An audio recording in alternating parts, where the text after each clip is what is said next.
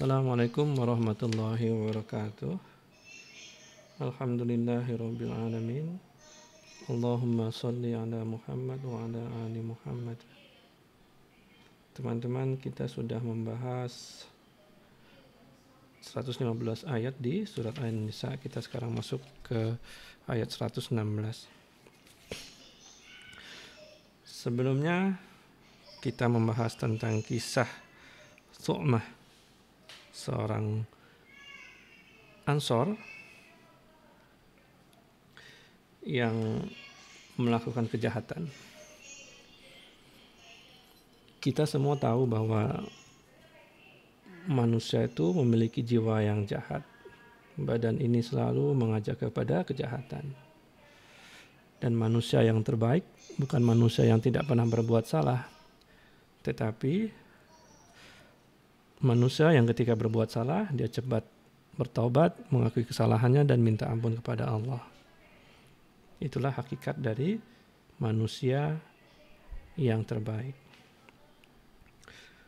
Para ulama mengatakan bahwa balasan atas kebaikan yang kita buat hari ini adalah ilham dari Allah, hidayah daripada Allah untuk melakukan kebaikan berikutnya. Nah, begitu juga dengan kesalahan atau dosa. Kesalahan atau dosa yang tidak disesali, tidak ditaubati, kemudian akan mengantarkan pelakunya untuk melakukan dosa lain yang lebih besar.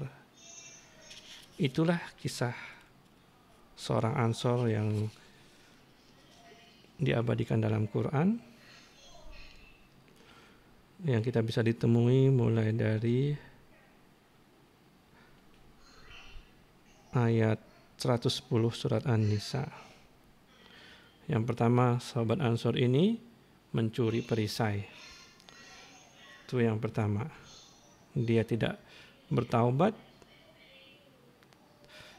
Kemudian ketika diselidiki kisah ini, dia takut ketahuan sehingga dia letakkan perisai di rumah orang Yahudi dengan niat supaya orang Yahudi inilah yang dijatuhi hukuman.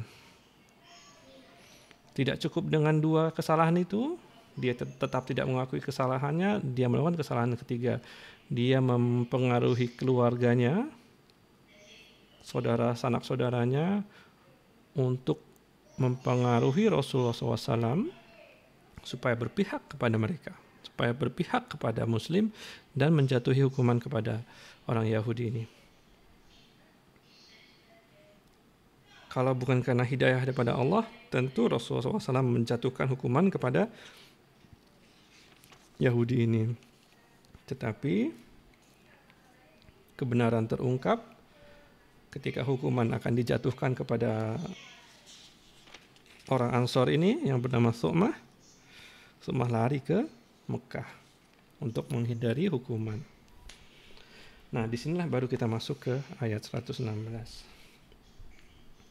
A'udzu billahi minasyaitonir rajim. Innallaha la yaghfiru an yushraka bihi wa yaghfiru ma duna dzalika liman yasha. Sesungguhnya Allah tidak akan mengampuni bahwa sesuatu dipersekutukan dengannya. Allah tidak akan mengampuni dosa syirik. Wa yaghfiru ma duna dzalika. Dan Allah mengampuni dosa-dosa apa saja yang selain itu bagi orang-orang yang Dia kehendaki.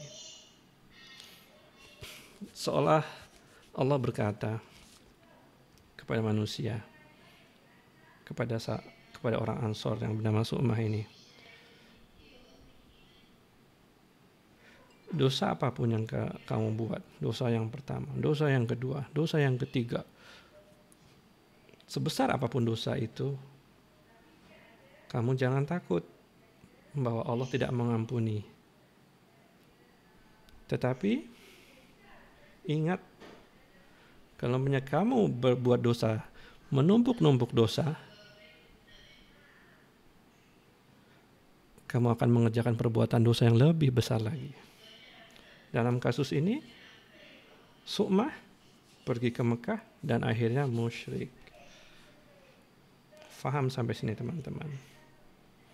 Su'mah melakukan dosa mencuri, dosa menuduh kepada orang lain, dosa mempengaruhi Rasulullah SAW supaya menuduhkan kepada orang Yahudi yang tidak bersalah ini.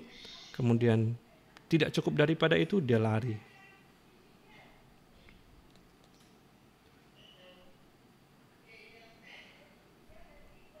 In yad'una min dunihi illa inatha. Tidaklah mereka menyembah selainnya illa inatha, kecuali berhala-berhala yang tidak bernyawa, berhala-berhala perempuan, Lata, Uzza, semua perempuan. Wa yad'una illa syaitanan marida. Nah, apa yang mereka sembah itu bukan apa-apa selain kepada syaitan yang durhaka. Syaitan-syaitan yang memunculkan, yang membesarkan jiwa-jiwa yang jahat ini untuk melakukan dosa dan terus melakukan dosa lagi.